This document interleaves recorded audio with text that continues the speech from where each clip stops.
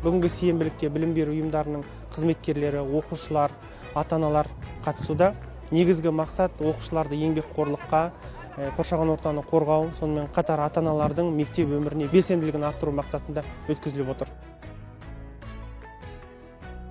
Өзіміздің мекеніміз, мектептің айналасын тазалап, жаңағыдай экологиялық жұмыстармен айналысуды құп көрдік. Төменгі сынып оқушылар да бар, жоғары сынып оқушылар бәріміз жұмыла бірігіп атсалысып жатырмыз. Мектеп біздің екінші үйіміз. Мектептің ауласы таза, әдемі болуын қалаймыз.